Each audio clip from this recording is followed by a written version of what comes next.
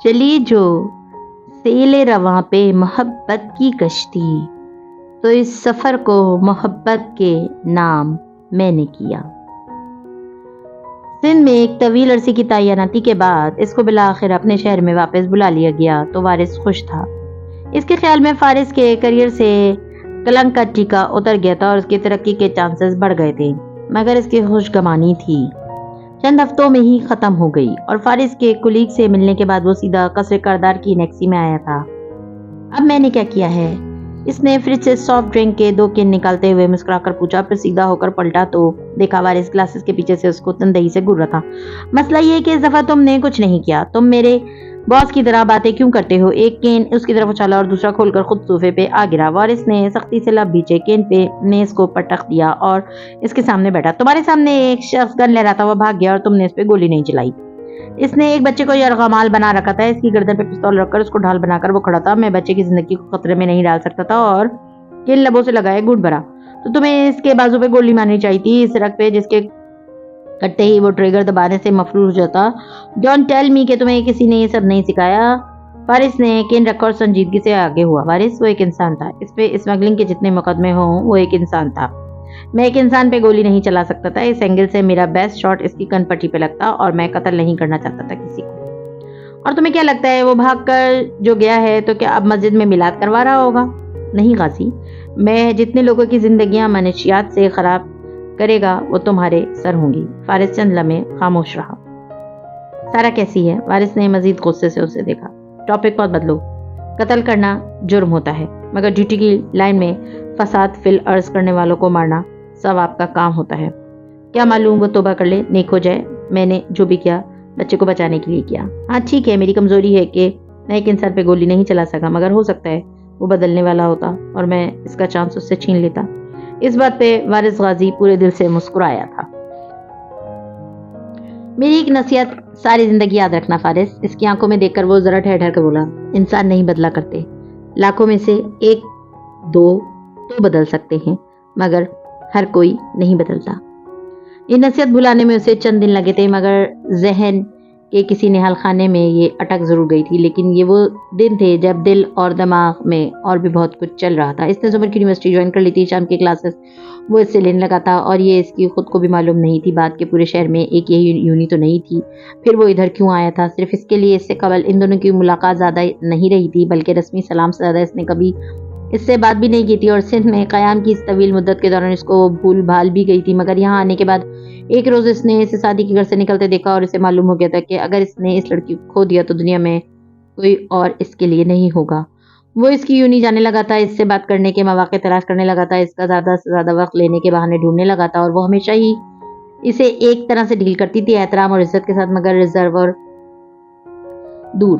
وہ خوبصورت نہیں تھی، شکل و صورت میں وہ محض واجبی سی تھی، رنگت بھی گندمی مائل تھی، بال خوبصورت تھے مگر نہ وہ بننے سنورنے کی شوقین تھی، نہ وہ کسی سے بے وجہ بات کیا کرتی تھی۔ زیور کے نام پہ وہ صرف ایک ناک پہنا کرتی تھی، شاید اسے اپنی ناک بہت عزیز تھی، وہ بہت اچھی تھی یا پھر اسے لگتی تھی، محبت کرنے والی مگر مضبوط، دبنگ اور کبھی کبھی ذرا ضدی۔ نرم لہجے میں سخت باتیں کر جاتی تھی، قلم سے کاغذ پہ لکھتے لکھتے کسی بے بائنے بات پہ بس ایک ابرو اٹھا کر اسے دیکھتی اور پھر واپس کام کرنے لگ جاتی، اور یہ اس کا انداز سامنے والے کو پیچھے ہٹنے پہ مجبور کر دیتا۔ وہ دل کی اچھی تھی، مہربان اور نرم سی، اس میں وہ ہر خوبی تھی جو اسے اس جیسے مرد کو متوجہ کرتی، مگر وہ اس معاشرے کا مرد تھا جس کے لیے اپنی عزت اور عزت کا بھرم ہر شے سے اوپر تھا، کیونکہ آخر میں وہ تھی تو بیگم ولایت کے خاندان سے نہ۔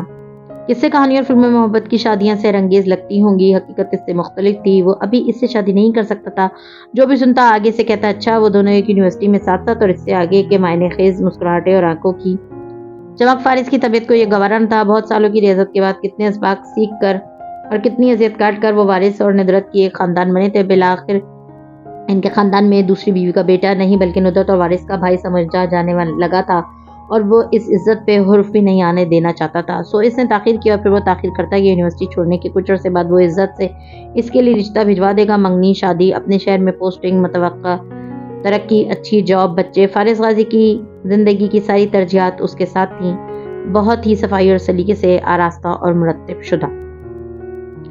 دشت میں پیاز بجھاتے ہوئے مر جاتے ہیں ہم، پرندے کہیں جاتے ہوئے مر جاتے ہیں۔ شیشوں سے ڈھکی عمارت کے اندر سورج کی نرم گرم کرنیں گر رہی تھی۔ سیکرٹری حلیمہ اپنے ڈیسک کے پیچھے کھڑی ہاشم سے بات کر رہی تھی، جو فون پہ بٹن دباتا ذرا دیر کو اس کی بات سننے کے لیے رکا تھا۔ سر آپ ٹھیک ہیں؟ حلیمہ نے رک کر پوچھا تو ہاشم نے نگاہ اٹھا کر اسے دیکھا۔ گرے سوٹ اور گرے ویسٹ میں ملبوس، بال پیچھے کو جیل سے بنائے، وہ ہمیشہ کی طرح ہینڈسم لگ رہا تھا، مگر اس کی آنکھیں بے خوابی کا شکار لگتی تھیں۔ تھینک یو حلیمہ، میں ذرا اوور ورکڈ ہوں۔ پھر ٹھہر کر پوچھا، خاور کا کچھ پتہ چلا؟ نہیں سر، اس کی وہی ای میل آئی تھی مجھے کہ کچھ دن کے لیے وہ روپوش ہو رہا ہے، پولیس اس کے پیچھے ہے۔ اس کے بیٹے کو بھی اس کا یہی میسج ملا ہے، وہ بھی مجھ سے کئی بار پوچھ چکا ہے۔ آپ کو کچھ نہیں بتایا؟ نہیں، مجھے اس نے کچھ نہیں بتایا۔ ہاشم نے افسوس بھری لارمی سے شانے اچکائے اور اندر کی طرف بڑھ گیا۔ رئیس کا منتظر تھا، دروازہ بند کرتے ہی وہ اس کے سامنے آیا۔ ہاشم نے کرسی پہ بیٹھتے ہوئے اس پہ ایک سنجیدہ نظر ڈالی۔ پروگریس سر ہر طرح کی ٹارچر ٹیکنیک استعمال کر چکے ہیں، وہ نہیں اعتراف کرتا، بہت سخت جان ہے، میں جانتا ہوں۔ ہاشم نے لیپ ٹاپ کھولتے ہوئے سر کو خم دیا۔ اس کو کڑی نگرانی میں رکھو اور مزید کوشش کرو، مجھے اس شخص کا نام چاہیے جس کے کہنے پہ اس نے میرے باپ کو مارا ہے، یا اگر وہ اکیلا کام کر رہا تو مجھے اس کا موٹیو سننا ہے۔ بغیر وجہ کے قتل کوئی نہیں کرتا، اب جاؤ۔ ابرو سے اشارہ کیا اور پھر انہی تن تاثرات کے ساتھ اسکرین کی طرف متوجہ ہو گیا۔ سر فارس قاضی کا 2 دفعہ پیغام آیا ہے، وہ آپ سے۔ ہاں مجھے یاد ہے، اگلے ہفتے میں جاؤں گا اس سے ملنے۔ مصروفیت و قدرے بیزاری سے کہہ کر وہ کام کرنے لگا۔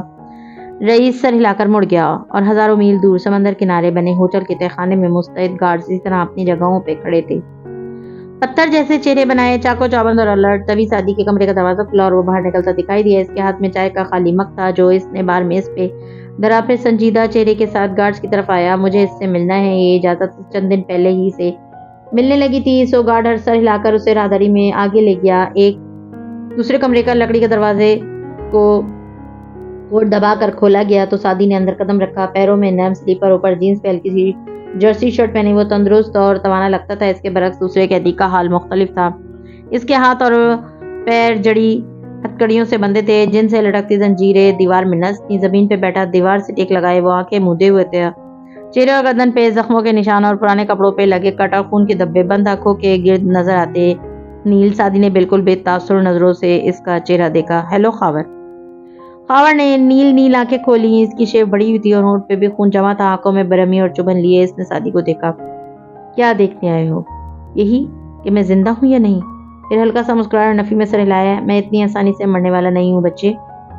تمہیں کیا لگتا ہے تم میرے اوپر الزام لگا کر ہاشم کو مجھ سے بدزن کر دو گے؟ ایسا کبھی نہیں ہوگا۔ پھر اٹھا، درد کی ٹی سے اٹھی، مگر ضبط کر کے وہ سیدھا سعدی کے سامنے کھڑا ہوا۔ میں تمہاری ساری گیم سمجھ گیا ہوں، پہلے دن سے سمجھ گیا تھا۔ تم ہاشم اور مجھے توڑنا چاہتے ہو میں قید میں مر جاؤں اور تم ہاشم کو تنہا کر کے مارو۔ ڈیوائڈ اینڈ رول، ہے نا؟ سعدی ہلکا سا مسکرایا، بولا کچھ نہیں۔ اس کی گردن پہ سرخ خراش کا مندمل نشان اب بھی موجود تھا۔ کوئی 4 روز قبل اسے پہلی دفعہ خاور سے ملاقات کی اجازت ملی تھی تو خاور نے اپنی زنجیر کو اس کی گردن میں لپیٹ کر اسے مارنے کی کوشش کی تھی، جسے بروقت گارڈز نے ناکام بنا دیا تھا اور اس کو دیکھتے ہی بکنے جھکنے لگا تھا۔ آج جیسے اونچا بولنے سے وہ اکتا چکا تھا، سو آواز نارمل رکھی تھی۔ کہا تھا میں نے ہاشم کو، سعدی یوسف فرشتہ نہیں ہے۔ کہاں گیا تمہارا اسلام، تمہارا دین، جب تم مجھ پہ ناگردہ گناہ کا الزام لگا رہے تھے؟ حقارت سے اسے دیکھا۔ سعدی ہلکا سا ہنسا، پھر سر جھٹکا۔ ہیرا ہیرے کو کاٹتا ہے، کاردار کو کاٹنے کے لیے کاردار جیسا بننا پڑتا ہے، ان جیسا سوچنا پڑتا ہے۔ 4 سال، انگوٹھا اندر کر کے 4 انگلیاں اس کو دکھائیں۔ 4 سال میں نے قانون، وکیلوں، عدالتوں کے ساتھ تعاون کر کے انصاف حاصل کرنے کی کوشش کی ہے، مگر نہ میں فارس قاضی کو قانونی طریقے سے نکال سکا، نہ وہ مجھے نکال سکے گا۔ سو جو قانون انصاف نہیں دے سکتا وہ ہاتھ نہیں کاٹ سکتا، اس لیے بہت سادہ طریقہ انتقام لینے کا، ہاشم کو تمہارے خلاف بھڑکا کر تمہیں اسی کے ہاتھوں سے مروا دو۔ وہ سانس لینے کو رکا۔ خاور اسی طرح غصے اور نفرت سے اسے دیکھ رہا تھا۔ مگر میں یہ سب انتقام لینے کے لیے نہیں کر رہا، اس لیے تمہیں مروانے کا کوئی فائدہ نہیں۔ خاور کے ابرو بھیچے، وہ ذرا چونکا تھا۔ میں تمہیں نہیں مروانے لگا کرنل خاور، میں صرف تمہیں سولی چڑھا رہا ہوں کیونکہ تم میری آزادی کا پروانہ ہو۔ 1 منٹ، تم؟ نہیں، میں تمہیں ہاشم کے خلاف بھی نہیں استعمال کرنے لگا، میں نے صرف تمہیں سولی چڑھانا تھا۔ تمہاری گردن کاٹنا ہاشم کا کام ہے، مگر مجھے معلوم تھا کہ وہ ایسا نہیں کرے گا کیونکہ اسے کبھی یقین نہیں آئے گا کہ تم اس کے باپ کے قاتل ہو۔ خاور آنکھیں سکڑے، تعجب اور ناگواری سے اسے گھرتے قریب آیا۔ سعدی سے 2 قدم دور اس کی زنجیر کس گئی اور وہ اس سے آگے نہیں بڑھ سکتا۔ تو تمہیں لگتا ہے ہاشم تمہیں قاتل سمجھتا ہے؟ لڑکے نے مسکراتے ہوئے نفی میں گردن ہلائی۔ وہ شک میں ہے. اسے صرف ایک چیز تمہارے قاتل ہونے کا یقین دلا سکتی ہے اور وہ ہے تمہارا اقبال جرم، جو میں کبھی نہیں کروں گا. مگر تمہارے اقبال جرم نہ کرنے کی وجہ سے تمہاری بے گناہی مان نہیں لے گا. میں نے کہا نا وہ شک میں ہے. اگر یقین ہوتا اسے تو وہ تمہیں اب تک مار چکا ہوتا. صرف ایک چیز اس کو تمہاری بے گناہی کا یقین دلا سکتی ہے اور وہ ہے میرا اقبال جرم کہ میں نے تم پہ الزام لگایا. تمہارے بار بار بیان بدلنے سے تمہاری کریڈیبلٹی ختم ہو جائے گی. جب میں اسے اصل قاتل کا نام بتاؤں گا تو تم بری ہو جاؤ گے. میں نے تمہیں صرف سولی پہ چڑھانا تھا، سزائے موت نہیں دینی تھی. مجھے معلوم تھا ہاشم تمہیں مارے گا نہیں بلکہ تمہیں اپنی بہترین جیل میں قید کر دے گا. یہ تم میرے پاس آ جاؤ گے، تم میری آزادی ہو خاور. میں نے اتنے مہینے سوچا کہ مجھے یہاں سے کون نکالے گا. فارس، زمر، میری بہن، کوئی دوست، مگر نہیں. مسکرا کر کہتا 2 قدم قریب آیا اور انگلی سے خاور کے سینے پہ دستک دی. مجھے یہاں سے تم نکالو گے اور میں تمہارے حق میں گواہی دوں گا. ہم دونوں آزاد ہو جائیں گے. خاور نے سختی سے اس کا ہاتھ جھٹکا.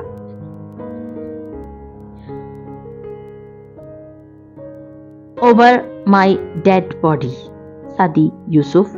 وہ اس کو گھورتے چبا چبا کر بولا. اگر مجھے آزاد ہونا ہوتا تو پہلے دن ہی ہو جاتا.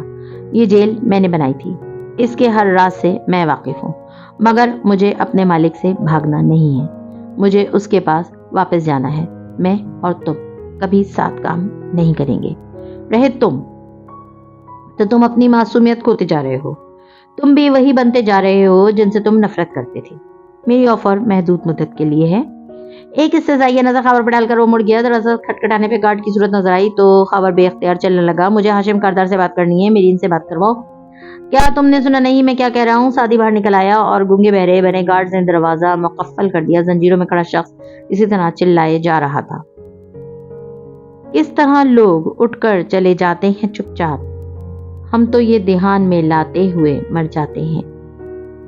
کوٹ روم میں ٹھنڈ اور خنکی آج بھی موجود تھی. ڈریس پینٹ اور کوٹ میں ملبوس احمد شفیع نے آہستہ سے دروازہ کھولا تو اندر سب تو خاموشی سے کٹہرے میں کھڑے شخص کا بیان سنتے پایا. وہ دبے قدموں چلتا آیا اور زمر کے ساتھ بیٹھے فارس کے دائیں جانب بیٹھا. سوری مجھے دیر ہو گئی. معذرت خواہانہ مسکراہٹ کے ساتھ فارس کے قریب سرگوشی کی. فارس غازی کٹہرے کی طرف دیکھ رہا تھا. سفید شلوار قمیص کے اوپر براؤن کوٹ پہنے وہ سنجیدہ اور سپاٹ نظر آ رہا تھا. آواز پہ گردن مڑ کر ایک گہری نظر احمد پر ڈالی. اچھا مجھے لگا تم اجرت میں ہو. احمد نے بیٹھتے ہوئے چوک کر اسے دیکھا. کیا مطلب؟ فارس نے نگاہ اس کے پورے وجود پر ڈالی. سلک شرٹ، ڈیزائنر واچ، بدلا ہوا سیل فون. اتنی جلدی اتنا کچھ احمد؟ میں ترقی کر رہا ہوں. کیا تمہیں خوشی نہیں ہوئی؟ اسے تعجب ہوا تھا. تم کاردار کے پاس کام کرنے لگے ہو. وہ میرے رشتے دار ہیں، میں ان کو جانتا ہوں. اس کے لیے کتنے ہفتے سے تمہیں نصیحت کر رہا ہوں کہ ان کے سرکل سے نکل آؤ ورنہ وہ تمہیں اپنے جیسا بنا لیں گے. احمد کے چہرے پہ ناگواری ابھری، بے بسی ابھری. وہ جواباً کچھ کہنا چاہتا تھا مگر زمر نے کہہ کر ٹوکا تو وہ دونوں خاموش ہو گئے. فارس سنجیدگی اور احمد ناخوشی سے سامنے دیکھنے لگا جہاں پروسیکیوٹر ناظم سے سوال کر رہا تھا. 28 اور 29 اگست کی درمیانی شب کیا ہوا تھا؟ عدالت کو مطلع کیجیے. میں کار لے کر اس فیکٹری تک پہنچا جہاں غازی نے مجھے آنے کے لیے کہا تھا. وہ فیکٹری خالی، ویران اور عرصے سے بند پڑی تھی. میں نے کار باہر روکی ہی تھی کہ اندر سے گولی چلنے کی بجائے میں بھاگ کر اندر آیا تو دیکھا کہ قمرالدین اسی کرسی پہ بندھا پڑا ہے جیسا صبح میں اس کو چھوڑ کر گیا تھا اور سامنے فارس غازی کھڑا ہے. اس نے پستول اس پہ تان رکھا ہے. قمرالدین کی گردن میں ایک طرف لڑکی ہوئی تھی اور غازی نے اسے کن پٹی میں گولی ماری تھی. میں نے اس سے پوچھا کہ تم نے اسے کیوں مارا؟ مارنا تو پلان میں شامل نہیں تھا. تو اس نے کہا کہ اس نے مجھے نازیبہ باتیں کہی تھی جن پہ مجھ سے غصہ آ گیا اور میں نے اسے پھڑکا دیا. میں نے پوچھا کیسی باتیں تو اس نے نہیں بتایا. پھر ہم سوچتے رہے کہ لاش کو کیسے ٹھکانے لگائیں. اس نے کہا کہ مقتول کے گھر پہ ایک آتے ہیں. میں ڈر گیا مگر اس نے مجھے راضی کر لیا اور مجھے وہاں انتظار کرنے کو کہا. پھر وہ چلا گیا اور دوپہر کو واپس آیا. پھر اس نے کہا کہ لاش کو کار میں ڈالو. میں نے کہا میں اسے ہاتھ بھی نہیں لگاؤں گا. اس نے خود ہی لاش کو گھسیٹا اور گھسیٹتے ہوئے کار میں جا کر ڈالا. پھر ہم دونوں کار میں بیٹھ کر قمرالدین کے گھر گئے. لاش پھینکی تب ایک شخص جو اس کا بہنوئی تھا باہر کھڑا تھا. کیا وہ فون پہ بات کر رہا تھا؟ پروسیکیوٹر نے کہتے ساتھ ایک نظر زمر پر ڈالی. نہیں، اس کے ہاتھ میں فون تھا مگر وہ فون پہ بات نہیں کر رہا تھا. زمر خاموش رہی. اچھا یہ بتاؤ تم فارس غازی اور مقتول کی جیل کی دشمنی کے بارے میں کیا جانتے ہو؟ میں قمرالدین کے رہا ہونے کے سال بعد آیا تھا جیل میں مگر میں نے وہاں پہ اپنے ساتھیوں سے سنا تھا کہ آبجیکشن یور آنر. زمر نے بیٹھے بیٹھے قلم انگلیوں میں گھماتے آواز بلند کی. ہیر سے یور آنر، فارس غازی اور قمرالدین کی دشمنی کے بارے میں کورٹ کو بتانا ضروری ہے تاکہ پوری تصویر واضح ہو سکے. پروسیکیوٹر جلدی سے بولا. مگر یور آنر یہ ہیر سے ہے. اس نے کہا آپ سے سنا.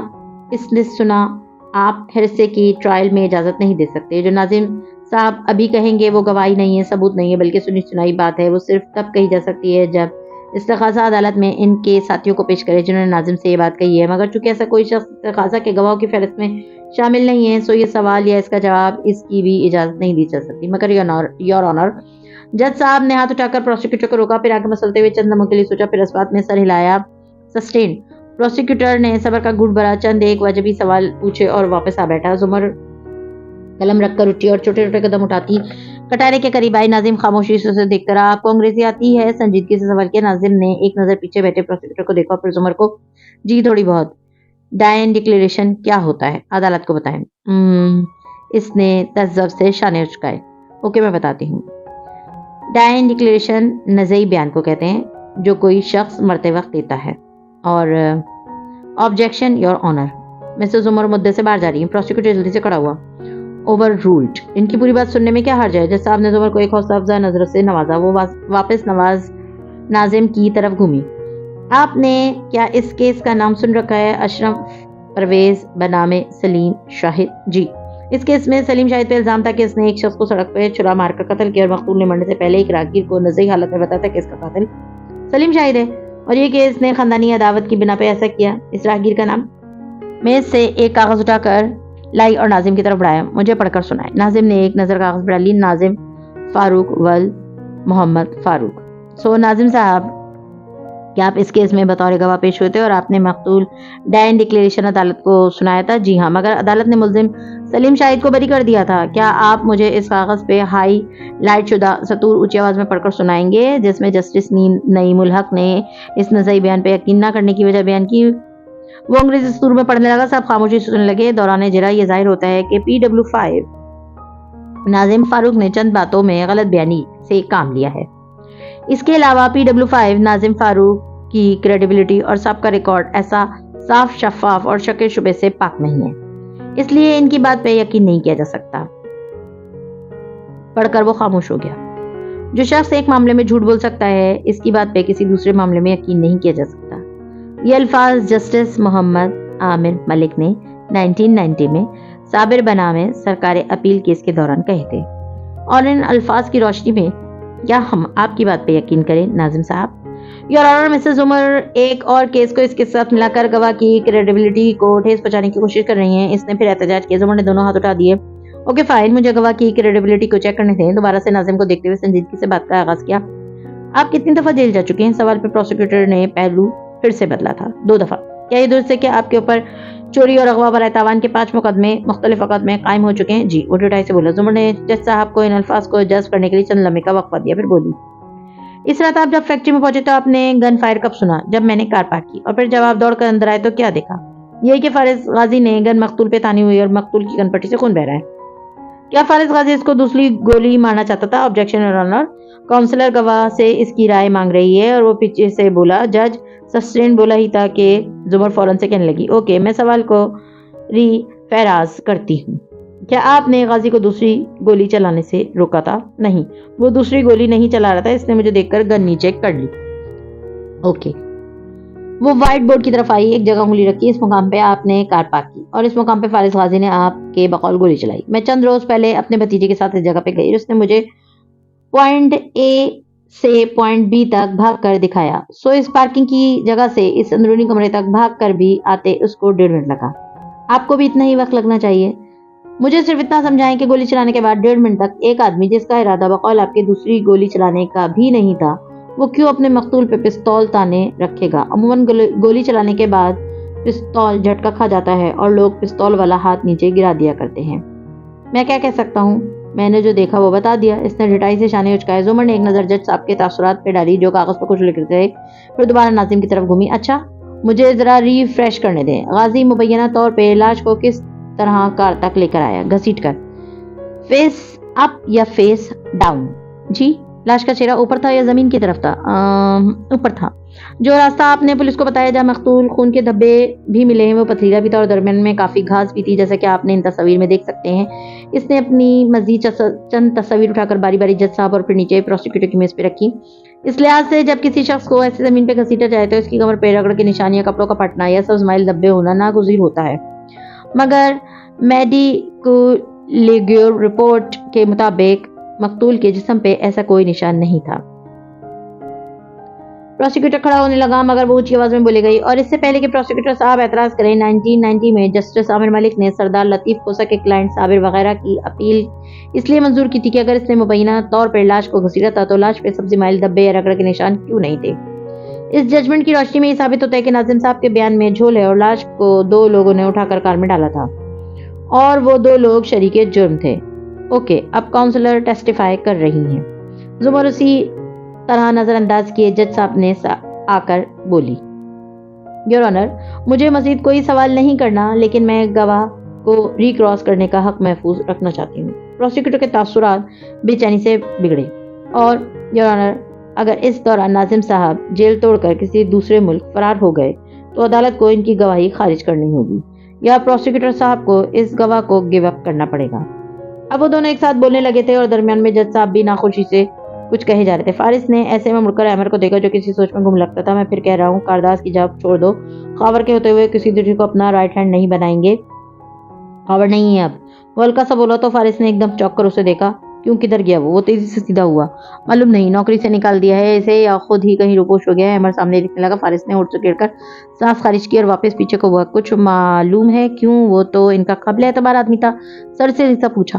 نو آئیڈیا، احمد نے شانے اچکائے۔ ایک مسکراہٹ فارس کے لبوں پہ ابھر کر معدوم ہوئی۔ اتنے دن بعد سکون کا سانس نصیب ہوتا اسے۔ ایک نظر پروسیکیوٹر کی طرف دیکھا جو عدالت برخاست ہونے پہ اب موبائل پہ کوئی نمبر ملا تھا، تیزی سے باہر نکل رہا تھا۔ کوشش کرتے رہو مگر تمہیں پیسے دینے والا فون نہیں اٹھائے گا۔ وہ جب اٹھا تو مسکرا رہا تھا۔ احمد کچھ کہے بنا باہر نکل گیا۔ زمر نے اپنی چیزیں سمیٹتے چونک کر اس کو مسکراتے دیکھا، پھر آنکھیں سکیڑی۔ ایسا کیا ہوا ہے جو میں نہیں جانتی؟ ارے نہیں، میں یہ سوچ رہا تھا کہ ناظم کی طرف سے پریشان نہ ہو، وہ جیل سے نہیں بھاگے گا۔ تمہیں کیسے پتا؟ میں دیکھ لوں گا اس معاملے کو۔ بالکل نہیں، قلم اٹھا کر سختی سے تنبیہ کی۔ تم کسی معاملے کو نہیں دیکھو گے اور تم نے کسی کو پھر سے جیل میں مارا پیٹا تو اچھا نہیں ہوگا۔ تم مجھ سے کیا چاہتی ہو؟ صبر اور تحمل سے اس کے سامنے کھڑے اس نے پوچھا۔ اول تم بالکل آرام اور سکون سے جیل میں رہو، کچھ نہ کرو، کچھ بھی نہیں، صرف ایک شریف آدمی بن کر رہو۔ اور تم مجھے آپ کہا کرو۔ اسے گھور کر وہ پلٹی تو وہ تابداری سے بولا، جو تم کہو۔ زمر کے تو سر پہ لگی تلووں پہ بجھی، ایڑیوں پہ تیزی سے گھومی۔ تمہیں پتا ہے فارس، اگر مجھے پہ ایک قتل معاف ہوتا تو کس کو گولی مارتی؟ مجھے پتا ہے۔ مسکرا کر ہلکا سا اس کی طرف جھکا۔ تم خودکشی کرتی۔ اور ایک طرف سے نکل کر سپاہیوں کی طرف بڑھ گیا جو اسے لینے آ رہے تھے۔ اف، اس نے کلس کر ڈھیروں غصہ اندر اتارا تھا۔ ہم ہیں سوکھے ہوئے تالاب پہ بیٹھے ہنس جو تعلق کو نبھاتے ہوئے مر جاتے ہیں۔ یہ شاید اگلی رات کا قصہ ہے۔ اندھیرے اور دھند میں ڈوبی نیکسی کی عمارت خاموش پڑی تھی۔ کچن میں دودھ ابلنے رکھا تھا اور حنین چولہے کی آس پاس ٹہلتی موبائل اسکرین پہ انگلی پھیر رہی تھی۔ لمبا سویٹر پہنے، پیروں میں مختلف رنگ کی جرابیں جن سے انگوٹھے برہنہ ہو کر نکل رہے تھے اور بالوں کو گول مول باندھے وہ ایک بے ترتیب اور بھرے بھرے کچن کے اندر کھڑی تھی۔ سارے برتن دھلے تھے مگر پھر بھی کچھ صاف نہ لگتا تھا۔ نہ جانے کیوں اسکرین کو دیکھتے اس کی آنکھیں پھیلی۔ انگوٹھے اور انگلی سے سطر کو زوم کر کے بڑا کیا، بار بار پڑھا، نوشیروہ کاردار اور علیشا ربیکا کاردار اب دوست ہیں۔ اور فیس بک کی ایک پبلک سی اطلاع کو وہ بار بار پڑھ رہی تھی۔ ہاشم کی پروفائل وزٹ کرنا چھوڑ چکی تھی مگر باقی کاردارز کو وہ کبھی بھی دیکھ ہی لیتی تھی۔ مگر یہ دونوں دوست کیسے بن گئے؟ اس نے دانتوں کے درمیان انگلی دبا کر سوچا۔ چھمبا تھا دل میں خودبد ہوئی۔ آج ہی تو فیونا نے بتایا تھا کہ خاور اب یہاں جاب نہیں کرتا، یعنی اگر میں اس سپر ہیرو مطلب سپر لوزر کی پروفائل ہیک کروں تو کسی کو نہیں پتا چلے گا۔ آنکھیں چمکی اور اس سے پہلے کہ وہ ایکسائٹڈ ہو کر لیپ ٹاپ اٹھانے بھگتی، اس کی آواز کے ساتھ دودھ ابل کر چولہے پہ جا گرا تھا۔ اللہ میرے، وہ دہل کر پلٹی اور جلدی سے چولہا بند کیا۔ پورے 20 منٹ میں وہ ادھر کھڑی رہی مگر نہیں، تب نہیں ابلنا تھا اسے، اور 1 منٹ کے لیے فون اٹھایا تو یہ گر گیا۔ میں کدھر جاؤں؟ ڈور زور سے کاؤنٹر پہ پٹک کر وہ رونے والی تھی۔ دفن چوکھٹ میں زمر نمودار ہوئی۔ وہ اپنے لیے چائے بنانے آئی تھی شاید۔ کیا ہوا؟ اندر آتے تعجب سے اس کو دیکھ کر پوچھنے لگی۔ حادثہ ہوا، قیامت ہوئی۔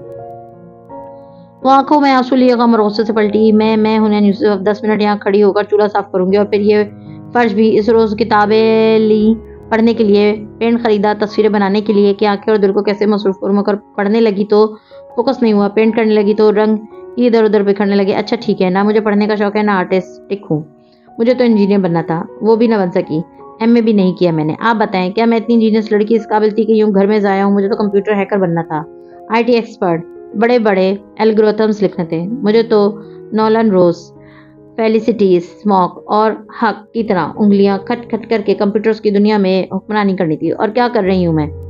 دونوں ہاتھ ہلا ہلا کر غصے اور آنسو بھری آنکھوں کے ساتھ بولے جا رہی تھی۔ میں یہاں پہ برتن دھو رہی ہوں، چولہوں کی گرل مانج رہی ہوں، باتھ روم صاف کر رہی ہوں، فرش اسکرب کر رہی ہوں، جھاڑو اور ٹاٹ لگا رہی ہوں۔ ارے नौकरानियां करती हैं ये काम, या वो पतिव्रता किस्म की बीवियां जिनके पास दुनिया का कोई दूसरा काम नहीं होता, ना टैलेंट होता है ना जहन होता है, वो करती हैं ऐसे काम। और अम्मी ने मुझे मुझे इन कामों पे लगा दिया। वो सदमे में थी। उमर तहम्मुल से सुनती रही। आई एम डन, दोनों हाथ उठाकर जैसे ऐलान किया। बहुत बन चुकी मैं मासी, नहीं करनी मुझे फारिग औरतों वाले काम। पैर पटक कर आंसू पोंछती वो धप धप लाउंज की तरफ बढ़ गई और जुमर जिसने ये सारी तकरीर खामोशी से सुनी थी, बल्कि बस हल्के से हंसकर बोली, तो फिर अपना व्हाट्सएप स्टेटस भी बदल दो। बेसमेंट की तरफ जाती हूँ नैन रुकी, मुड़कर भीगी आंखों में ताज्जुब भरे उसे देखा। क्यों? क्योंकि जो आयत तुमने लगा रखी है, वाह रब्बकुल अलल नहल, मुझे इसका मतलब मालूम है। वो नरमी से कहती आस्तीन मोड़े चाय की केतली चूल्हे पे रखने लगी। आप क्या कहना चाह रही हैं? यही कि शादी को इस आयत के बारे में बहुत से फलसफे आते होंगे, मगर मुझे इसका एक ही मतलब मालूम है, सादा और आसान सा मतलब कि अल्लाह ने वही की शहद की मक्खी की तरफ और उसे कहा कि वो अपना घर बनाए और वो फूलों फलों से रस चूसे या आसान रास्तों पे चले। वो ये सब इसलिए करती है ताकि इसे अपने घर वापस आ सके और अपने घर को मीठे और खूबसूरत रंगों से भर सके। और फिर सारी मेहनत का जो नतीजा निकलेगा, इसमें शिफा होगी हमारे दिल की, क्योंकि दुनिया का सबसे ज्यादा शिफा बख्श मशरूब इस घर में बनता है जो शहद की मक्खी का घर है, सबसे खूबसूरत, सबसे ज्यादा ऑर्गेनाइज। लेकिन ऑफ कोर्स इसने शाने उचकाया है, ये तो मासियों कम जहन हाउस वाइव्स वाले फजूल काम है। सो तुम अपनी की शिफा किताबों और पेंटिंग्स और कंप्यूटर्स में ढूंढो। वैसे भी कल सदाकत प्लस फैमिली आ जाएगा वापस। सो तुम परेशान नहीं हो और जाकर सो जाओ। किसी भी नाराजगी के बगैर वो अब मसरूफ सी केतली में दूध उंडेल रही थी। नैन एकदम बिल्कुल और साकित खड़ी रही। जुमरे से छोड़कर चाय बनाकर ऊपर आई। उसामा नुदरत वाले कमरे में टैब लिए बैठा कोई गेम खेल रहा था। इसका चार्जर सिर्फ कमरे में स्विच में चलता था। सो वो अकेली बेड ग्राउंड से टेक लगाए कंबल में लिपटी आंखों घुटनों पे फाइल रखे चाय के घूंट भर रही थी। कभी अभी आधा हुआ था कि मोबाइल बुझा। इसने चौंक कर देखा, गैर शनासा नंबर। कान से लगाकर मसरूफ और मोहताज सा हेलो किया। अस्सलाम वालेकुम मिसेस उमर, वो मुस्कुराकर खुशगवार से अंदाज में बोला था। जुमर ने बेख्तियार मग साइड पे रखा और सीधी हुई, बुरी आंखों में हैरत उभरी। डोंट टेल मी तुम जेल तोड़कर फरार हो गए हो, और अगर नहीं तो सेल फोन कहाँ से मिला? डोंट टेल मी कि तुम्हें नहीं पता यहाँ क्या क्या मिल जाता है। वो रात के इस पहर एक तना पड़ी कोठरी में सलाखों पे एक हाथ रख के खड़ा, दूसरे से मोबाइल कान से लगाए मुस्कुराकर कह रहा था। कदरे फासले पे मोहताज सा पुलिस एहलकार इधर उधर देखता पहरा दे रहा था। अच्छा, और क्या मिल जाता है? इसने मुस्कुराकर फाइल पर रखी और एक उंगली पे अदतन घुंघराले लपेटते गोया हुई। तुम सुनकर जालिस होगी। हाँ, मेरा स्टैंडर्ड इतना नहीं गिरा कि जेल में भी खुफिया तौर पर लाई जाने वाली लड़कियों से जालिस हूँ। वैसे कोई खास काम था क्या जो तुम अपनी किसी दोस्त को छोड़कर मुझे फोन कर रहे हो? अस्तगफुरुल्लाह, मजाक कर रहा था। वो खफा हुआ। मैं सीरियस थी। लट उंगली पे लपेटती इसने शाने उचकाए। अच्छा, काम तो कोई नहीं था, यूं ही खैरियत पूछना चाह रहा था। हम ठीक हैं, मजे में हैं। फिर वो जरा उदास हुई। शादी नहीं है बस। वो लम्हे भर को खामोश हुआ। एक जमाने में मैं इसी तरह शादी को कॉल किया करता था। कुछ याद करके उदासी से मुस्कुराया। तुम हमेशा से 1-2 नंबर इंसान थे। वो हल्का सा हंसा। जुमर कुछ कहने लगी मगर खटका हुआ चौकी। खिड़की के बाहर बालकनी की बत्ती जल रही थी। वहां कोई साया सा था। वो गर्दन ऊंची करके देखने लगी। फारिस भी ठहरा। क्या हुआ?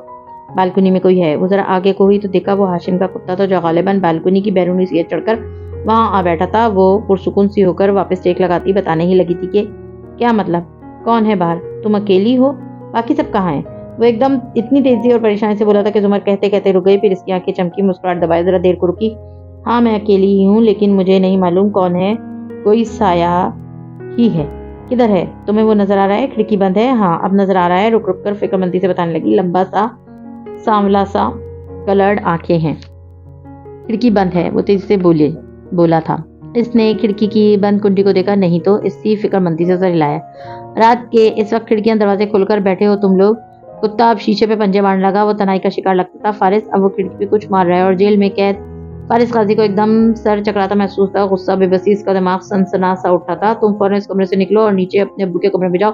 उन्होंने सामा को भी वहीं बुलाओ और कमरा लॉक कर लो फौरन। फिर पुलिस को कॉल करो, बल्कि मैं एक नंबर बता देता हूँ, इधर कॉल करो। और हाँ, दराज में मेरी गन होगी, उसे निकालो। जुमर, तुम मेरी बात सुन रही हो? वो इतना परेशान था और वो कुछ बोल ही नहीं रही थी। मैं नहीं बाहर जा रही, मैं कोई डरती थोड़ी हूँ। मुस्कुराहट दबाकर आवाज को संजीदा रख के बोली।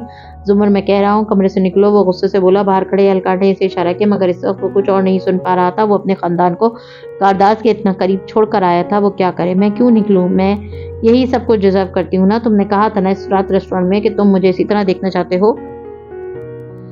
اور میں لعنت بھیجتا ہوں اس رات پر، اور وہ دبا دست چلایا تھا، مگر اس لمحے اسامہ دروازہ کھول کر داخل ہوا اور ایک دم حیرت سے بولا، پھپھو یہ ہاشم بھائی کا کتا یہاں کیا کر رہا ہے؟ زمر نے گڑبڑا کر اس کو دیکھا اور فون کو دوسری طرف وہ بولتے بولتے ایک دم چپ ہوا۔ زمر نے اف آنکھیں میچ لی۔ سیم کیا کہہ رہا ہے؟ وہ ذرا رک کر بولا، پتہ نہیں، خفت سے بولی وہ ساتھی، غصے اور خفگی سے اسامہ کو گھورا۔ فارس نے ایک طویل سانس کھینچی، تنے اعصاب ڈھیلے کیے۔ باہر کتا ہے؟ صرف کتا؟ ٹھہر ٹھہر کر پوچھا۔ مجھے نہیں پتا اسامہ۔ وہ فون غصے سے اس کی طرف بڑھایا۔ ماموں کا فون ہے، بات کرو۔ ہیں سچی؟ وہ خوشی سے آگے بڑھا، پھر فون لیتے زمر کے تاثرات کو دیکھ کر مسکراہٹ سمٹی۔ میں نے کیا کیا ہے؟ وہ خفگی سے کچھ بڑبڑا کر کمبل تانے لیٹ گئی۔ اسامہ نے حیرت سے فون کان سے لگایا۔ ماموں ذرا اپنی پھپھو کو فون دو، اسے شدید تاؤ آیا تھا۔ اتنی آواز تو زمر کو بھی سنائی دی تھی جب ہی کروٹ کیے بولی، میں سو گئی ہوں۔ وہ کہہ رہی ہیں میں سو گئی ہوں، اس نے اطلاع دی، پھر پرجوش سا بات کرنے لگا، آپ کیسے ہیں؟ ہم آپ کو بہت مس کرتے ہیں ہنا ہنا، ساتھی آواز دیتا وہ نیچے بھاگا۔ اف آنکھیں مودے وہ سخت خفا تھی۔ فون کس نے سنا؟ کب بند ہوا؟ کچھ معلوم نہیں۔ ہنین اس کے ساتھ آ کر لیٹی تو اس نے آنکھوں سے بازو ہٹایا۔ ہنا اداس سی فون بند کر کے اس کے ساتھ رکھ رہی تھی۔ سوری، میں کچھ زیادہ ہی بھول گئی، وہ چت لیٹی آزردگی سے چھت کو دیکھتے کہہ رہی تھی۔ ایسے موقعوں پہ بھائی بہت یاد آتا ہے، اگر وہ ہوتا تو ایسے لفظوں میں میرے مسئلے کا حل بتا کر مجھے پرسکون کر دیتا۔ پتہ ہے ہلکا سا سی کبھی کبھی کہتا تھا ہونا، کبھی مجھے بہت سا وقت ملے تو میں ایک کتاب لکھوں گا قرآن پہ۔ میں نے پوچھا تفسیر لکھو گے؟ کہتا میں کیسے تفسیر لکھ سکتا ہوں، میں بہت تصاویر موجود ہیں پہلے سے ہی، میں صرف قرآن پہ غور و فکر کر کے آیات سے ملنے والے اسباق کو لکھنا چاہوں گا کہ میں نے اس آیات سے کیا سیکھا، کیا سمجھا۔ میں اسے ڈراتی تھی کہ بھائی فتوے لگ جائیں گے، لوگ کہیں گے آپ کو قرآن پہ کچھ لکھنے کی اجازت کس نے دی؟ اہل بیت کیا ہے آپ کی؟ لیت کیا ہے آپ کی؟ تو وہ ہنس کر کہتا، ان لوگوں سے کہنا ہونا مجھے نہ ان کی اجازت کی ضرورت ہے، نہ مجھے ان کے فتووں سے فرق پڑتا ہے۔ مجھے قرآن پہ غور و فکر کرنے کا حق اللہ نے دیا ہے، مجھے نیکی کا حکم دینے اور برائی سے روکنے کی تاکید اللہ نے کی ہے۔ کوئی پیر، کوئی عالم، کوئی پروفیسر مجھ سے یہ حق نہیں چھین سکتا۔ میں اہل قرآن ہوں، ہم اللہ کا کنبہ ہیں، ہم اللہ کے مددگار ہیں۔ ہم تو بھائی ڈنکے کی چوٹ پہ قرآن عام لوگوں تک، عام ہاتھوں تک پھیلائیں گے، اور عام سادہ زبان میں۔ ہاں، جس دن ہمارے اونچی دستاروں والے اور لمبے لمبے ناموں والے معزز علماء کرام، جس دن وہ گاڑی اردو اور مشکل اصطلاحات میں بیان دینا اور کتابیں لکھنا چھوڑ دیں گے، اس دن میرے کچھ بھی لکھنے کی ضرورت نہیں رہے گی۔ لیکن جب تک وہ قرآن کو عام نہیں کریں گے، میں تو ایسا کچھ ضرور لکھوں گا، کیونکہ جس نے مجھے سکھایا ہے مجھے اس علم کا حق ادا کرنا ہے، نہیں تو میری پوچھ دوسروں سے زیادہ ہوگی۔ تم یہ سب کیوں کہہ رہی ہو؟ کیونکہ جب ہم چھوٹے تھے تو سنتے تھے حافظ قرآن کے والدین کے سر پہ قیامت کے دن سونے کا تاج پہنایا جائے گا۔ بات یہ ہے زمر کہ اس تاج کے لیے ہم اپنے بچوں کو قرآن تو یاد کروا دیتے ہیں، مگر یہ بھول جاتے ہیں کہ یہ تاج بہت بھاری ہے۔ حنین اس کا دل دکھا، ایک دم اٹھنے لگی، مگر انہوں نے کروٹ بدل لی۔ ابھی مجھے کوئی بات نہیں کرنی، مجھے فی الحال مدد کی ضرورت ہے، مگر نہ آپ سے، نہ بھائی سے، نہ ہی کتاب والے شیخ سے۔ مجھے ان کی مدد چاہیے جنہوں نے میرے سر پہ یہ تاج رکھا ہے، مجھے ان کو ڈھونڈنا ہے۔ کروٹ لیے اس کی آواز نم ہو گئی۔ زمر خاموشی سے واپس لیٹ گئی اور دور سمندر پار کمرہ سجن میں زنجیروں میں جکڑے قیدی کے سامنے رئیس پنجوں کے بل بیٹھا چند تصاویر زمین پہ رکھ رہا تھا۔ یہ تمہارا بیٹا ہے اور یہ تمہاری بیوی اور ماں۔ ان کو خاور صرف ای میل کر کے ایک نامعلوم مقام پہ ایک نامعلوم گھر میں شفٹ ہونے کے لیے کہتا ہے، اور کل وہ شفٹ ہو بھی گئے ہیں۔ کوئی نہیں جانتا وہ کہاں ہیں سوائے ہاشم کردار کے۔ تم ان کی خیریت چاہتے ہو تو اعتراف جرم کر لو، ورنہ ہم سے اب کچھ بعید نہیں۔ وہ کہہ رہا تھا اور خاور خاموش مگر سرخ انگارہ آنکھوں سے اسے گھور رہا تھا۔ میں جان بوجھ کر انجان بن رہا ہوں، اگر معاملات میں مجھ سے نہ ہو شیاری گر۔ میں جان بوجھ کر انجان بن رہا ہوں، اگر معاملات میں مجھ سے نہ ہوشیاری کر۔ کمرہ ملاقات خالی تھا سوائے اس وجیح اور مصروف ملاقاتی کے جو میز کے پار بیٹھا ٹانگ پہ ٹانگ جمائے بار بار کلائی پہ بندھی قیمتی گھڑی دیکھ رہا تھا۔ پورے کمرے میں اس کی پرفیوم کی مہک رچ بس گئی تھی۔ فارس غازی چوکھٹ پہ نمودار ہوا تو بیزار بیٹھے ہاشم نے نگاہیں اٹھائیں، پھر خود بھی کھڑا ہوا، مسافے کے لیے ہاتھ بڑھایا۔ ہیلو فارس، شکر کہ تمہیں بالآخر میرا پیغام مل گیا، وہ اصلی بے نیاز انداز میں کہتا ہے۔ اس سے ہاتھ ملا کر کرسی کھینچ کر بیٹھا۔ ہاشم بھی کوٹ کا بٹن کھولتے سامنے بیٹھا۔ ہاں میں مصروف تھا، زمر سے تمہاری خیریت معلوم ہو جاتی تھی، ذرا توقف کیا، سوری پہلے نہیں آ سکا۔ ہلکے سے ابرو اچکائے فارس نے جواباً ناک سے مکھی اڑانے والے انداز میں ہاتھ ملایا۔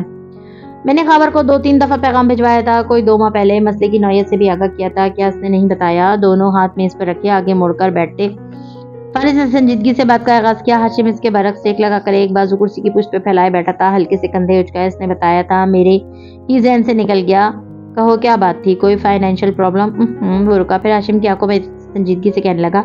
2 ماہ پہلے عدالت میں میرے پاس الیاس فاطمی آیا تھا. کون الیاس فاطمی؟ ہاشم نے لا علمی سے ابرو اٹھایا. البتہ فارس نے کہا. کرسی کی پشت پہ پھیلے اس کے ہاتھ کی انگلیاں اندر کو مڑی، یعنی کہ وہ چوکا تھا مگر چہرے سے ظاہر نہیں کیا تھا. وارث کا باس، جس پہ مجھے شک تھا کہ اس نے وارث کو مروایا ہے. او یس فاطمی، نیب ڈائریکٹر. آئی سی. تو کیا تمہاری اس سے بات ہوئی؟ عام سے لہجے میں سوال کیا. ہاں، کچھ دیر کے لیے. اس نے کہا کہ وہ میرے ساتھ تعاون کرنے کے لیے تیار ہے کیونکہ اسے ڈر ہے کہ میں باری باری اپنے ہر دشمن سے انتقام لے رہا ہوں، سو وہ نہیں چاہتا کہ اس کی باری بھی آئے. اسے اچانک تم سے خوف کیوں محسوس ہونے لگا ہے؟ ہاشم وہ قدرے قریب ہوا. میں تمہیں بالکل پسند نہیں کرتا، نہ تم مجھے پسند کرتے ہو، مگر چونکہ یہ بات اس کو معلوم ہو چکی ہے تو تمہیں بھی بتاتا ہوں کہ اس نے گہری سانس لی. ڈاکٹر ایمن میری سیکریٹرسٹ تھی. اس نے کورٹ میں میرے خلاف گواہی دی تھی. میں نے اس کا ہاسپٹل جلا دیا. ہاشم نے ابرو اٹھایا اور کرسی کی پشت سے بازو ہٹا کر قدرے آگے کو ہوا. چہرے پہ حیرت بھری مسکراہٹ ابھر گئی. ڈونٹ ٹیل می، لیکن جسٹس سکندر کی ویڈیو میں نے لیک نہیں کی تھی. میرا اس سے کوئی جھگڑا نہیں ہے. اس نے مجھے بری کیا تھا، مگر فاطمی کا خیال ہے کہ میں اس کے پیچھے بھی آؤں گا، اس لیے وہ مجھ سے تعاون کرنا چاہتا تھا تاکہ میں اس کو اور اس کے خاندان کو چھوڑ دوں. کیسا تعاون؟ اس نے کہا. وہ مجھے اس شخص کا نام بتانے کو تیار ہے جس کے ہاتھوں اس نے وارث غازی کا سودا کیا تھا. That's good. تمہیں اس سے معلومات لینی چاہیے تھی. ہاشم نے خوشی کا اظہار کیا. اس نے تمہارا نام لیا، کہا کہ تم نے مروایا ہے وارث کو. اسی بے نیازی سے ہاشم کو دیکھتے ہوئے بولا. ہاشم کی انگلیاں زور سے اندر کو مڑی مگر چہرے پہ تاثرات ویسے ہی رہے. پہلے اس نے دونوں ابرو اٹھائے، پھر ایک دم ہنس پڑا. Like seriously?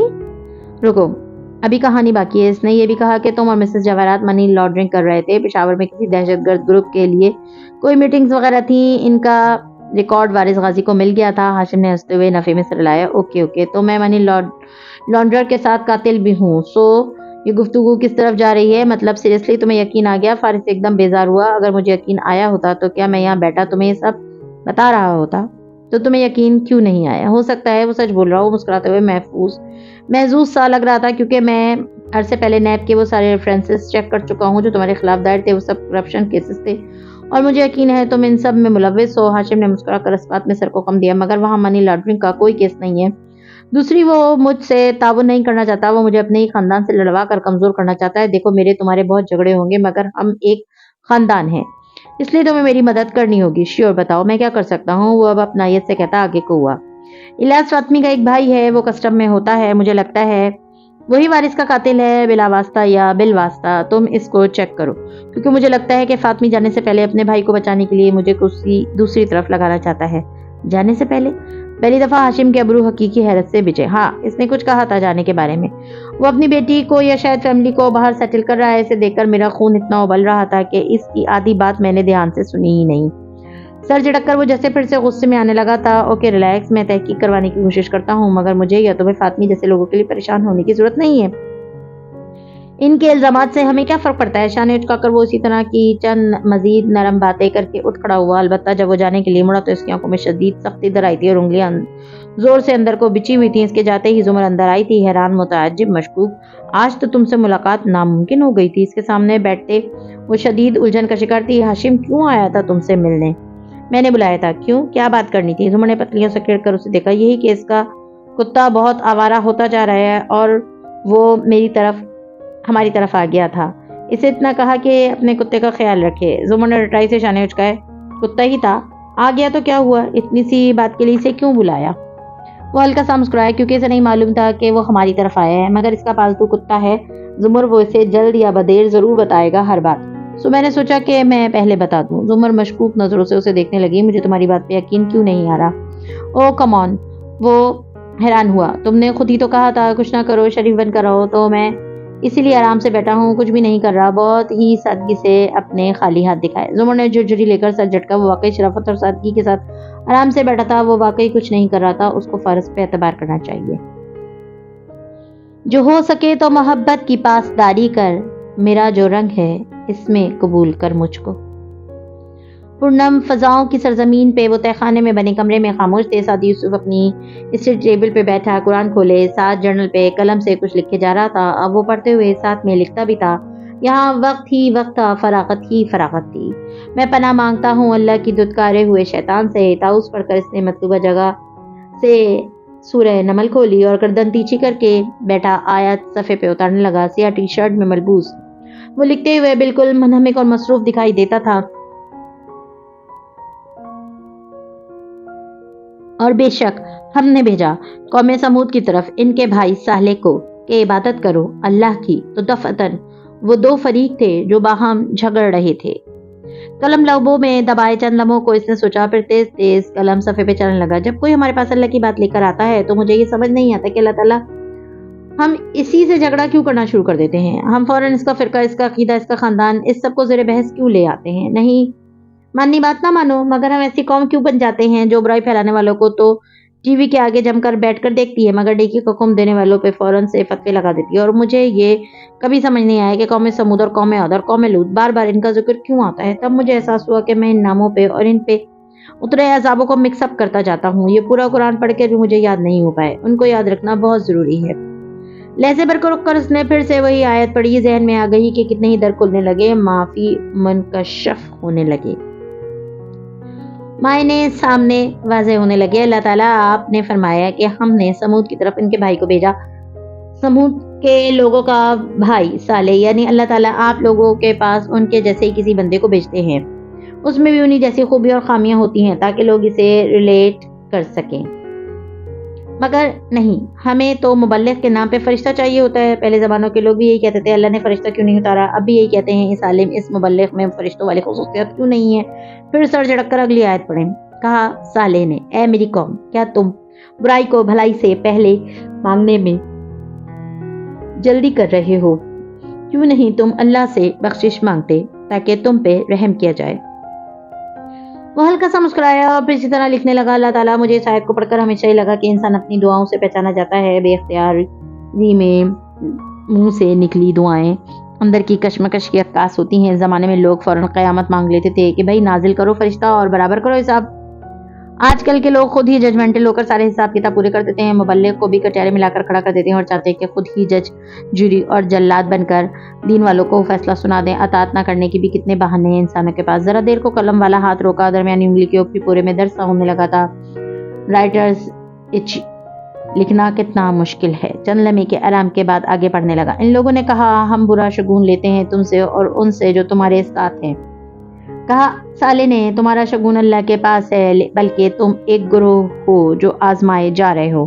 عربی کتنی دلچسپ زبان ہے۔ اللہ تعالیٰ، وہ مسکراتے ہوئے تیز تیز قلم چلا رہا تھا۔ شگون کے لیے طائر کا لفظ استعمال کیا گیا ہے۔ طائر کہتے ہیں پرندے کو، اہل عرب پرندوں سے فال لیا کرتے تھے۔ سو سمود والے صالح علیہ السلام کو یہ بتا رہے ہیں کہ ہمیں تو تم سے بری فیلنگ آتی ہے اور تمہارے ساتھ والے مومنین سے بھی۔ یہ انسان کی ایک بہت بڑی آزمائش ہوتی ہے۔ جب آپ کو کسی کی بات نہیں ماننی تو اس کو اور اس کے ساتھ موجود تمام ہم خیال لوگوں کو لیبل کر دو، ان کو کوئی بھی نام دے دو، سیکولر، ماڈرن قسم کے لوگ ایسے مبلغین کو قدامت پسند، تقیانوسی، شدت پسند کہتے ہیں، اور دین والے جن کی عادت ہوتی ہے دوسرے دین والوں کی ٹانگ کھینچنا اور ان کو کم عقل، کم علم، گنہگار، ناپاک اور ایسے ہر اس لقب سے پکارتے ہیں جن میں کہنے والے کی پاکیزگی کی نمائش ہو اور بیچارے مبلغ کی تذلیل ہو۔ بہانے سا بہانے کہ بس کسی طرح حق بات ماننے سے بچ جاؤ۔ اس وقت ہم بھول جاتے ہیں کہ یہ تو محض ایک آزمائش ہے، ہم خدا نہیں ہیں، پھر خدا کی طرح لوگوں کو جج کیوں کرنے لگتے ہیں؟ ہم فرشتے نہیں ہیں، پھر فرشتوں کی طرح لوگوں کو گناہ اور خامیوں کا حساب کیوں رکھتے ہیں؟ سفید صفحہ دھیرے دھیرے سیاہ ہو رہا تھا، اسے لگا آج وہ تلخ باتیں سوچ رہا ہے، شاید اس لیے وہ خود بھی تلخ ہوتا جا رہا تھا۔ خاور ٹھیک کہتا ہے، وہ اپنی معصومیت کھوتا جا رہا تھا۔ ادھر قرآن فرما رہا تھا اور تھے شہر میں 9 گروہ، وہ فساد کرتے تھے زمین میں اور نہیں کرتے تھے وہ اصلاح۔ کہا انہوں نے، کھاؤ قسم اللہ کی، البتہ ہم ضرور رات کو اس صالح اور اس کے گھر والوں پہ حملہ کریں گے اور پھر بعد میں ہم اس کے سر پرست سے کہیں گے کہ نہیں تھے ہم موجود اس کے خاندان کی ہلاکت کے وقت اس جگہ پہ، اور بے شک ہم ہی سچے ہیں۔ 9 گروہ، سبحان اللہ۔ وہ مسکرا کر لکھنے لگا، مکہ میں بھی 9 بڑے قبائل تھے اور اسی طرح انہوں نے بھی ہمارے نبی محمد صلی اللہ علیہ وآلہ وسلم کے بارے میں چال چلی تھی کہ رات کو وہ ہم ناپاک کام کر لیں گے اور صبح کو معصوم بن جائیں گے۔ آج کل کے مبلغین کے لیے بھی لوگ چالیں چلا کرتے ہیں، مگر لوگوں کو ایک بات یاد رکھنی چاہیے کہ فساد پھیلانے والے وہی ہوتے ہیں جو خود کسی کی اصلاح نہیں کر سکتے۔ غیر دلچسپ بات یہ ہے کہ اللہ تعالیٰ کے وہ بھی آپ کے نام کی قسم اٹھا رہے تھے۔ آج بھی لوگ آپ کا نام لے کر، جہاد کا نام لے کر بے گناہ مسلمانوں اور بے گناہ غیر مسلموں کا قتل عام کرتے ہیں، اور دنیا بھر کا میڈیا کہتا ہے کہ یہ مسلمان ہیں۔ اگر اللہ کا نام لینے سے کوئی مسلمان ہو جاتا تو صالح علیہ السلام کے دشمن کیوں مسلمان نہ تھے؟ ایسے نہیں ہو جاتا کوئی مسلمان۔ یہ نام مسلمان ہمارے باپ ابراہیم علیہ السلام نے رکھا تھا، اور اس کو پانے کے لیے بڑی جد و جہد کرنی پڑتی ہے۔ اللہ کے لیے لڑنے والے اور اللہ کا نام لے کر اپنے مذموم مقاصد کے لیے لڑنے والے برابر نہیں ہوتے۔ لب سیاہ جگمگاتے ہیرو کی طرح دودھیا کاغذ پہ بکھرے ہوئے تھے، اور دھیرے دھیرے گویا مزید نگینیں پرو رہا تھا وہ، اور انہوں نے چال چلی اور ہم نے ایک تدبیر، اور وہ شعور نہیں رکھتے تھے۔ بس دیکھو کس طرح انجام ہوا ان کی چال کا۔ بے شک ہم نے تباہ کر کے رکھ دیا ان کو اور ان کی قوم، سب کے سب کو۔ استغفر اللہ، اس نے جھری لی اور پھر سے قلم کاغذ پہ رگڑنے لگا۔ اور انبیاء ایسے لوگوں کی چالوں سے نہیں ڈرا کرتے، کیونکہ وہ یہ جانتے ہیں کہ اللہ ہر اس چیز سے بڑا ہے جس سے انسان خوف کھاتا ہے۔ جبرائیل علیہ السلام کی ایک چیخ آئی اور پھر زلزلہ آیا اور وہ ساری قوم تباہ ہو گئی۔ لکھتے لکھتے اس نے قرآن کے جگمگاتے مگر اداس کر دینے والے حروف کو دیکھا۔ وہ کہہ رہے تھے، تو یہ ہیں ان کے گھر خالی گرے ہوئے، بوجہ اس کے جو انہوں نے ظلم کیا ہے۔ یقیناً اس میں ایک نشانی ہے اس قوم کے لیے جو علم رکھتی ہے، اور ہم نے نجات دی ان لوگوں کو جو ایمان لائے اور جو گناہوں سے بچتے رہے۔ سعدی نے چند لمحے کے لیے آنکھیں بند کی، ایک دم قلم خالی ہو گیا۔ وہ اسی طرح بند آنکھوں کے ساتھ لبوں سے بڑبڑانے لگا۔ وہ علاقے، وہ تباہ حال بستیاں آج بھی زمین پہ موجود ہیں۔ سمود اور عاد کے علاقے بالکل بنجر و ویران۔ کتنی دفعہ سائنسدان ان علاقوں کی مٹی اٹھا کر اپنی لیب میں لے کر آئے کہ ایسا کیا ہے اس مٹی میں جو یہ مردہ ہے، یہاں کوئی چیز نہیں اگتی، مگر ہوا کیا، اس مٹی سے تابکاری شعائیں نکلتی ہیں۔ اس پر تجربے کرنے والے سائنسدان، لیب میں کام کرنے والے ملازم تک کینسر کا شکار ہو گئے۔ جس بھی جگہ وہ مٹی رکھی جاتی ہے اس جگہ کو گلانے اور جلانے لگتی ہے۔ لوگ کہتے ہیں وہ مٹی زہریلی ہے، میں کہتا ہوں یہ گناہ تھے جو انسان ہی کو نہیں، اس کے خاندان، اس کے ملک، حتیٰ کہ اس کی مٹی کو بھی تباہ کر دیتے ہیں، مگر ہم لوگ عبرت نہیں پکڑتے۔ رسول اللہ صلی اللہ علیہ وآلہ وسلم اسی لیے فرمایا کرتے تھے کہ ان علاقوں سے تیزی اور جلدی سے گزر جایا کرو، یا پھر روتے ہوئے گزرا کرو، مگر ہم جاہل لوگ موہنجو دڑو اور ہڑپا جا کر اسکول ٹرپ کے ساتھ پکنک بناتے ہیں۔ تباہ حال بستیوں اور کھنڈرات، چاہے ان کا ذکر قرآن میں ہو یا نہ ہو، ان پر سے ویسے گزرنا چاہیے جیسے کہ نبی صلی اللہ علیہ وآلہ وسلم کا فرمان ہے۔ ان پہ تحقیق کرنا، ان کو اسٹڈی کرنا الگ بات ہے، مگر سیر اور پکنک کے لیے ان جگہوں پہ جانا، مسلمانوں کو اندازہ نہیں کہ وہ کتنے ہولناک کام کتنی آسانی سے کر جاتے ہیں۔ اور جس وقت وہ ساری دنیا سے بے نیاز لکھ کے جا رہا تھا، اس سے سینکڑوں ہزاروں میل دور اپنے آفس میں مرکزی سیٹ پہ بیٹھی جواہرات مسکرا کر سامنے کھڑے حبشی صورت اور براق سفید دانتوں والے فصیح ہارون عبید کے ملازم خاص کو دیکھ رہی تھی، جو ہاتھ باندھے کھڑا اطلاع دے رہا تھا، آپ کے کہنے پہ ہم نے سعدی یوسف کو کرنل خاور سے ملاقات کرنے کی اجازت دے دی ہے۔ ہارون صاحب، میرے اور آپ کے درمیان ہی رہے گی یہ بات؟ گڈ۔ وہ پورے دل سے مسکرائی، گھومنے والی کرسی کو ذرا سا گھمایا، خاور کی زنجیریں کھول دو، اسے سعدی کے ساتھ گھلنے ملنے دو، وہ دونوں ہمارے لیے بیکار ہیں۔ میرا بیٹا یہ بات نہیں سمجھ رہا، اس لیے اب وقت آ گیا ہے کہ ہم خود کوئی قدم اٹھائیں، کیونکہ یہ میرا تجربہ کہتا ہے کہ وہ دونوں فرار کا سوچ رہے ہوں گے۔ یس میم، اس نے سر کو خم دیا۔ ہم ان کی باتیں تو نہیں سن سکتے، لیکن وہ یہی پلان کر رہے ہوں گے، مگر ہو سکتا ہے فصیح کو کسی دن خاور سعدی کو قتل کر دے اور پھر خودکشی کر لے۔ فصیح کے ابرو تعجب سے بچے، مگر وہ ایسا کیوں کرے گا؟ تم کرو گے فصیح؟ وہ میز پہ دونوں ہاتھ رکھ کر اٹھی اور شیرنی جیسی شفاف آنکھوں سے اس کی آنکھوں میں جھانکا۔ اور اتنی صفائی سے کرو گے ایک رات یہ سب کہ اگلے دن دونوں کی صبح لاشیں ملیں، اور ملنے پہ تم یہ کہہ سکو کہ تم تو اس جگہ تھے ہی نہیں، میری بیٹی کو خبر بھی نہیں ہوگی۔ یہ سب آپ لوگوں کو بہت پہلے کرنا چاہیے تھا، مگر ابھی بھی دیر نہیں ہوئی۔ میں ویسا ہی کروں گا جیسے آپ کہہ رہی ہیں، پلکیں جھکا کر اٹھاتے اس نے تائید کی۔ اس کے جانے کے بعد جواہرات نے کرسی کی پشت سے سر ٹکایا اور مسکراتے ہوئے چھت پہ لٹکتے جھلملاتے فانوس کو دیکھا۔ زندگی ایک دم کتنی خوبصورت لگنے لگی تھی، اس کا بھاری سر ہر بوجھ سے آزاد تھا۔